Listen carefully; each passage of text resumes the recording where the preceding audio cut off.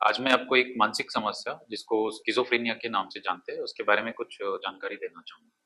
सो schizophrenia में हम लोग ये देखते हैं कि अगर जो व्यक्ति है जिसको इस तरह की समस्या है, तो उसमें जो विचार चेंज होते हैं, उसमें ऐसे लगने लगता है कि आसपास के जो लोग हैं, उनके जो एक्शंस है, वो जिस तरह से अ, उनके आसपास का जो माहौल है, उसको अपने तरीके से वो इंटरप्रेट करने लग जाते हैं।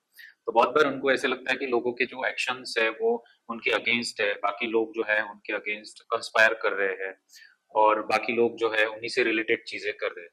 और बहुत बार उनको ये एक्सप्लेनेशंस देने के बाद भी कि जो रियलिटी है, जो हकीकत है, जो बाकी लोग हैं उनके एक्शन उनके अगेंस्ट नहीं है, ऐसे अगर हम लोग उनको बार बार बताते भी है, तो वो इस चीज को मानने के लिए तैयार नहीं होते हैं और उनके लिए वो एक तरह से हकीकत बनता है कि बाकी के जो एक्शन है लोगों के और जो बाकी लोग चीजें कर रहे हैं वो उनके कंटेक्स्ट में हो रही है। फिर परसेप्शन में हम लोग देखते हैं कि जो आसपास जो चीजें एक्चुअल में हो नहीं रही है, वो चीजें उनको दिखाई देनी स्टार्ट हो सकती है। मोस्ट कॉमनली सुनाई देनी स्टार्ट हो सकती है कुछ लोगों को, और परसीव मीन्स कि उनको सेंसेशंस भी हो सकते हैं।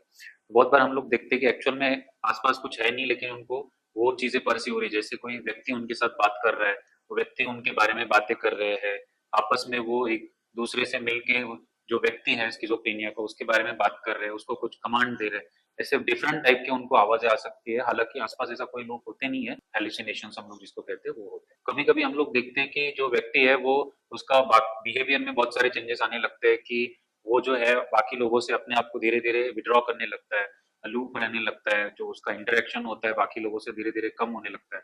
और हम लोग देखते हैं कि उनका जो जॉब है वो उसकी तरफ वो निग्लेक्ट करने लगते हैं। बाकी जो रिस्पॉन्सिबिलिटीज है, जैसे फैमिली की रिस्पॉन्सिबिलिटीज है या बाकी लोगों के साथ जो सोशल इंटरेक्शन होता है, वो धीरे धीरे स्किज़ोफ्रेनिया में हम लोग देखते हैं कि ये कम होने लगता है।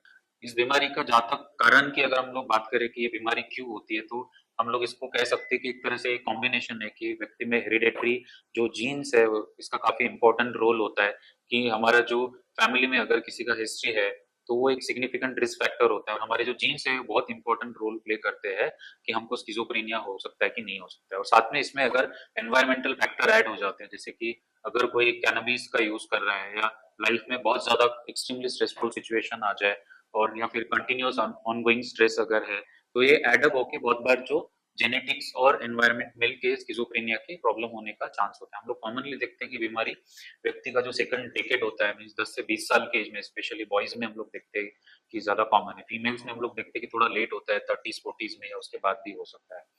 और जहाँ तक जेंडर की बात करें तो ये ऑलमोस्ट इक्वल प्रोपोर्शन में मेल्स और फीमेल्स में हम लोग देखते हैं कि ये समस्या होती है। स्किज़ोफ्रेनिया की जहाँ तक इलाज की बात है, तो हम लोग इसका इलाज अच्छे तरीके से, इसका इलाज संभव है। तो इसका इलाज जो होता है, इसमें डिफरेंट ऑप्शंस अवेलेबल है। एक तो मेडिसिन होता है जो रेगुलरली खाना पड़ता है। फिर साइकोथेरेपी होता है जिसमें साइकोलॉजिस्ट, ट्रेन साइकोलॉजिस्ट होते हैं, वो काउंसलिंग और थेरेपी करते हैं जिससे कि सिम्टम्स के साथ एडजस्ट करने में जो व्यक्ति होता है स्किज़ोफ्रेनिया के, उसमें काफी मदद मिलती है। फिर और भी डिफरेंट टाइप्स के ऑप्शंस है, जैसे इलेक्ट्रोकन्वल्सिव थेरेपी हम लोग यूज करते हैं अगर किसी में जरूरत होती है तो इस तरह से डिफरेंट तरीके से इसका इलाज संभव है। और ये है कि अगर इसका इलाज सही तरीके से हो जाए तो ये बीमारी काफी हद तक कंट्रोल में आ सकती है।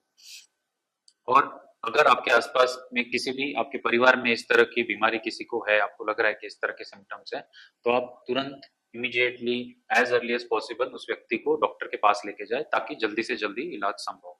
और अगर आपके परिवार में ये इस तरह की किसी को समस्या है, तो उसके लिए पॉजिटिव हेल्दी एनवायरनमेंट क्रिएट करना बहुत जरूरी होता है। जैसे हम लोग शारीरिक समस्याओं के लिए सपोर्ट प्रोवाइड करते हैं, वैसे हम लोग को मानसिक समस्याओं के लिए भी जो व्यक्ति है उसको सपोर्ट करना बहुत जरूरी होता है। मैं उम्मीद करता हूँ कि मेरी दी गई जानकारी से आपको मदद मिली होगी। अगर आपको कोई भी डाउट, क्वेश्चन या क्वेरीज है तो आप हम तक पहुँच सकते हैं। Thank you.